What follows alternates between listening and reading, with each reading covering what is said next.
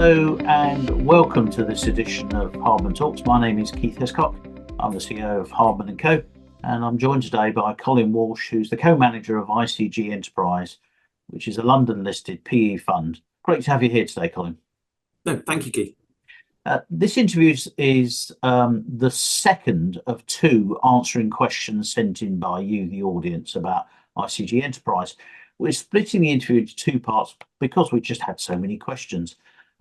Where we've received more than one question on the subject, we've grouped them together. So your exact question may not be asked.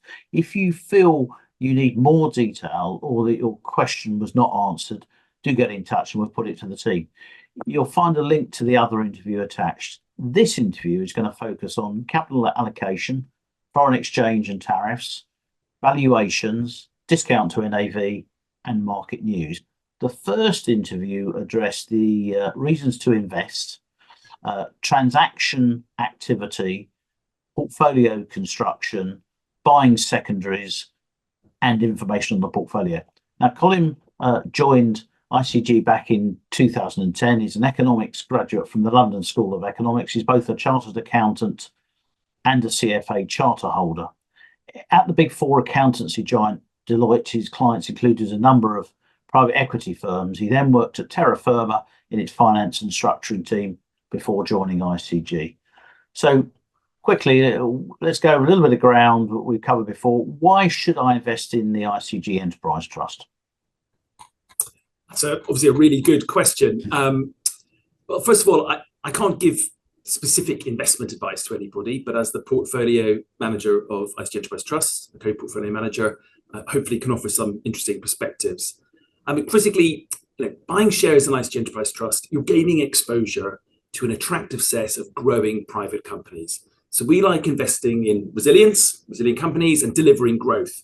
What does that mean? Profitable, cash-generative companies across North America and Europe, two main buyout markets in the world.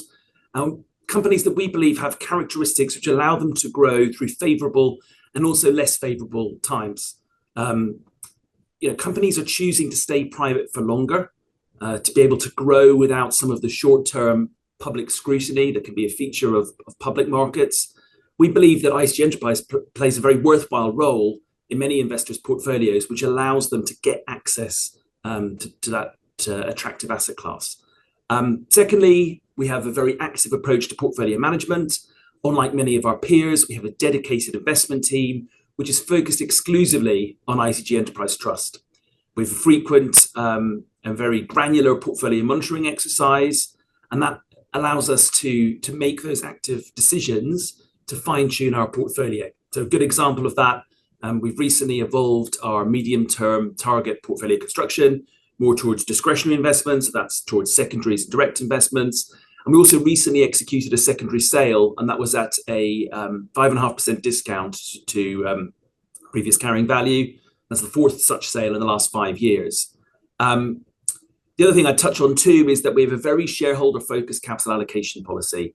So a 2.9% dividend yield, and that gives quarterly income to investors. We have buyback programs that have returned 7% of the opening share count over the last 2.5 years. And you combine that with our investment strategy, and I think we have a very strong proposition for shareholders over the long term.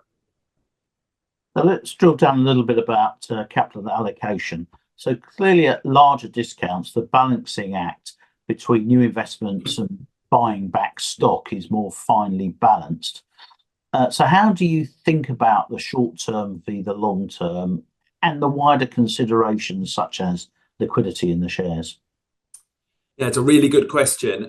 We have a very shareholder-focused approach to capital allocation, thinking about the investment program to deliver those long-term compounding returns to our shareholders, a progressive dividend policy which gives shareholders a growing quarterly income, and we have two buyback programs. And that's a long-term buyback and an opportunistic buyback intended to sort of work with the market.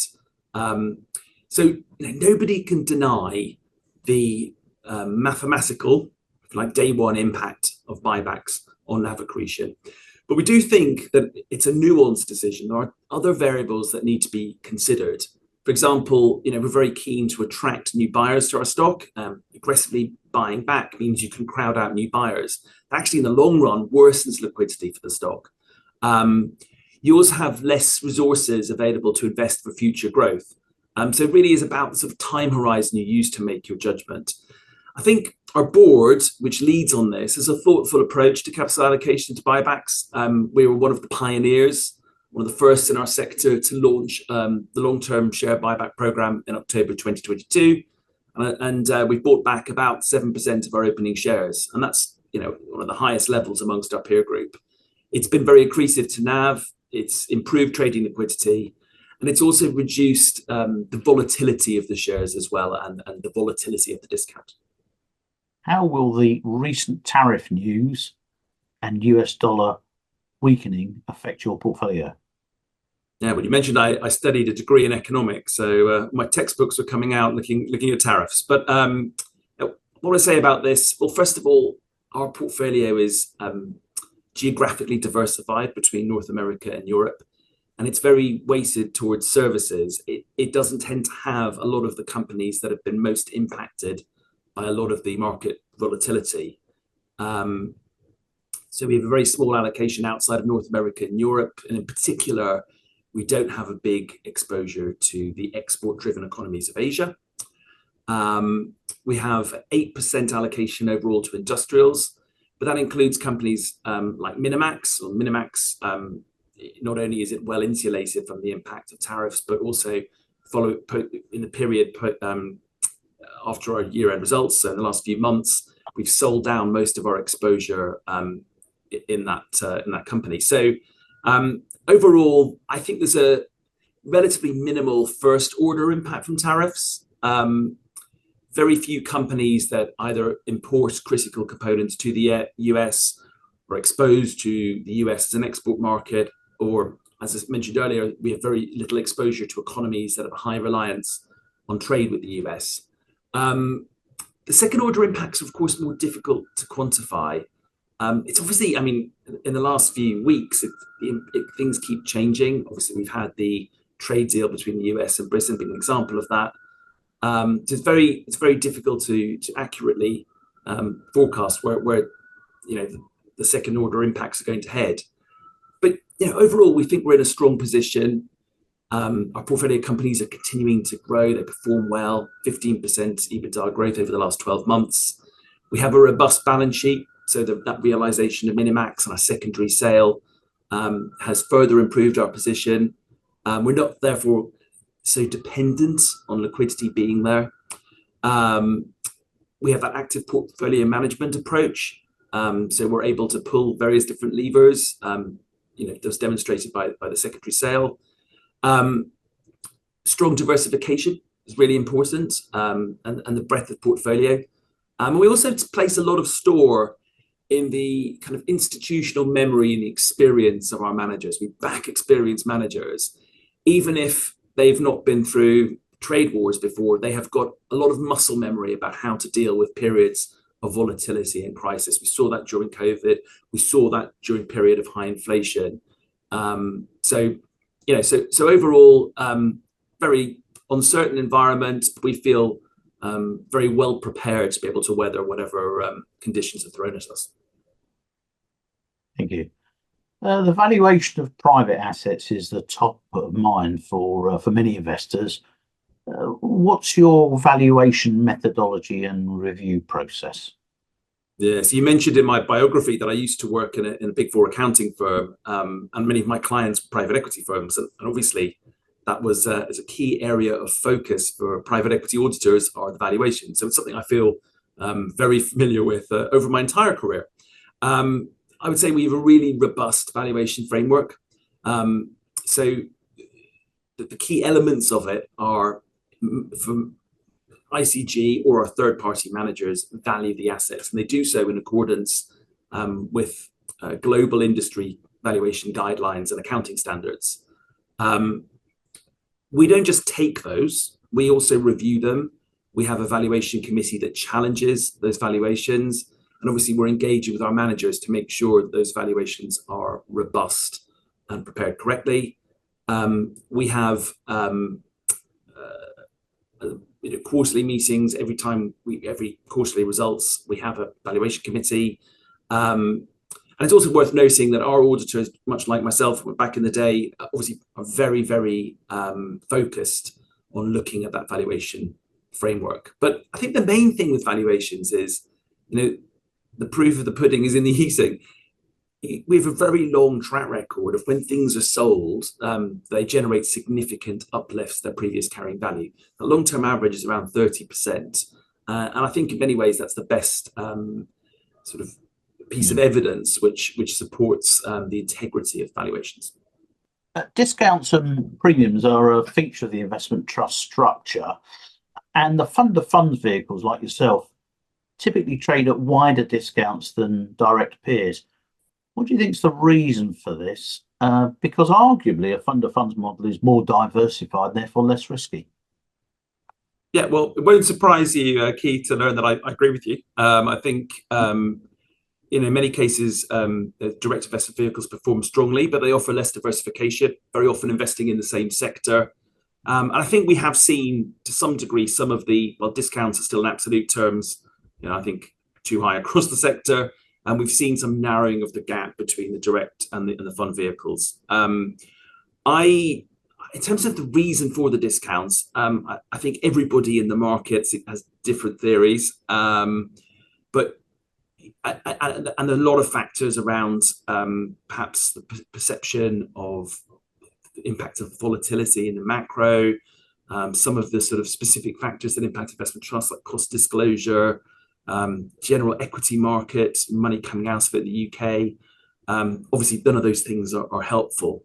But when we look at our particular asset class, there is a significant gap between the valuation that the public market is applying to our portfolio and the private secondaries market. That's something we demonstrated recently with the secondary sale.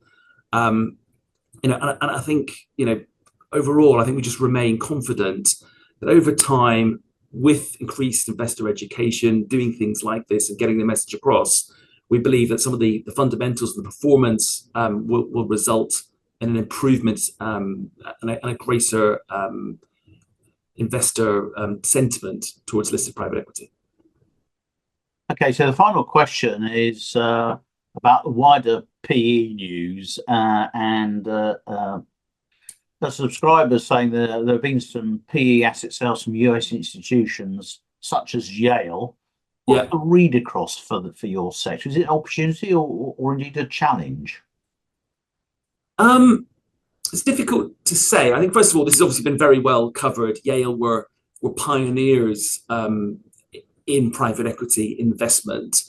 The thing I would say is, secondary sales happen all the time and very often driven by specific internal factors in the underlying organizations. So there is not necessarily a broader market read through.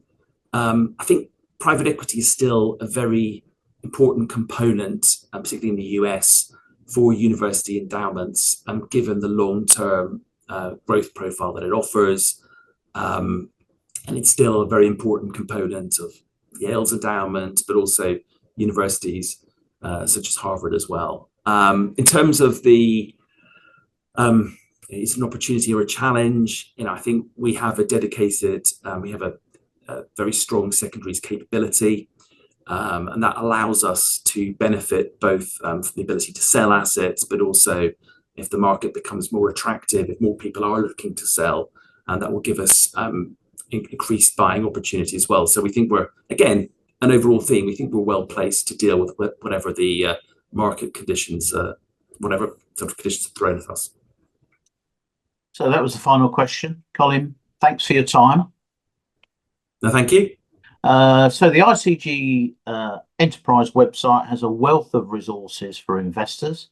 There you can find out more about Colin's fund. The Hardman Co website also has a lot of material on investment companies. As always, thank you for watching. Please don't forget to like the video and join in the conversation wherever you are watching. And we'll see you next time.